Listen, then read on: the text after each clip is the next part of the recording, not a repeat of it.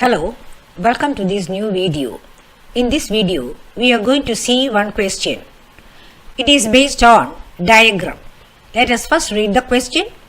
Draw a ray diagram for compound microscope when image is at least distance of distinct vision. What is the importance of this ray diagram? A question may be asked as such, that is, draw a ray diagram for compound microscope when image is at least distance of distinct vision. Another question will be, derive an expression for angular magnification of compound microscope when the image is formed at least distance of distinct vision. For answering that derivation also, you will need this ray diagram. So, it is very useful. Let us try drawing that diagram. First, we will represent the principal axis. This is the principal axis. This is the objective, a convex lens of small focal length. This is the eyepiece, another convex lens of small focal length, but the focal length of the eyepiece is slightly greater than that of the objective. This is the object AB. C1 is the optic center of the objective. C2 is the optic center of the eyepiece. FO is the focus of the objective. A ray from the object strikes the objective, gets refracted and strikes the eyepiece. Another ray passes from the object along C1. It passes on without refraction and it crosses the first refracted ray at A dash. A dash, B dash is the image formed. The image is between the focus and the lens for the eyepiece. This image functions as the object for the eyepiece. The image is real, inverted, and A-C2 is a ray passing from this image through the optic center of the eyepiece, namely C2. FE is the focus of the eyepiece. The two rays that strike the eyepiece get refracted and pass on. These two rays will not meet on the other side of the eyepiece, so they are extended backwards. Observer looks at the object through the eyepiece and very close to it. The ray A-C2 is also extended backward. A1C2 is drawn to complete the geometry of the figure. A-B is the image, the final image, which is erect, enlarged and virtual. It is erect with reference to the first image, but with reference to the object, it is inverted. I have noted the point A1. This is the angle beta, the angle subtended by the image at the lens. And this is the angle alpha subtended by the object at the lens. A1B is drawn in order to represent the height of the object AB. I hope you have understood how to draw the diagram.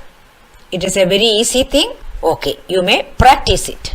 We will also draw another diagram to show how image is formed at infinity in the case of compound microscope. The position of the final image formed changes because we can adjust the length of the microscope tube and thereby adjust the position of the first image that is formed. I hope it is clear.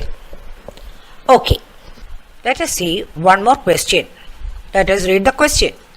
Draw a ray diagram for compound microscope when the image is at infinity. Now let us draw the diagram. This is the principal axis. This is the objective, a convex lens of small focal length.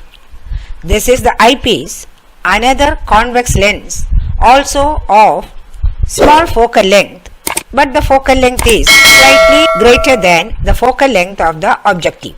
This is the object marked AB. C1 is the optical center of objective and C2 that of eyepiece. FO is the focus of objective.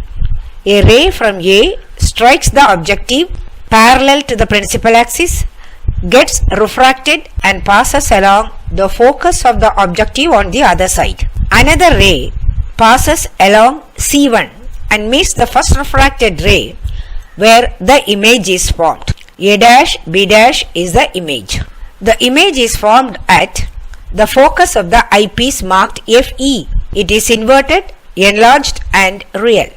It functions as the object for the eyepiece. A ray from A dash strikes the eyepiece parallel to the principal axis, gets refracted and passes along the focus of the eyepiece on the other side. Another ray starts from A dash and passes through C2.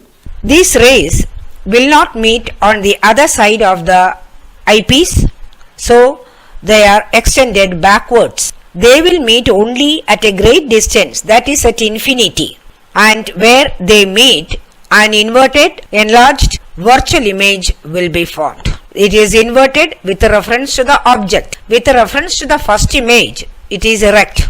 The first image was real, here it is virtual. The final image is not shown in this diagram. The person looks through the eyepiece and close to it. This line completes the geometry, that is A1 C2. A1 A dash 1 is the line which is equal to the size of the object AB. It is very much needed when we proceed to derive an expression for angular magnification for compound microscope when the image is at infinity. This is angle beta, angle subtended by the image at the eyepiece. Since the eye is very close to it, we can take it as the angle subtended at the eye. And angle alpha is the angle subtended by the object at the eyepiece, that is at the eye. I hope you were able to understand this. You can practice these two diagrams and then you will be able to answer those questions. Okay, we will meet in the next video with the derivation. Thank you.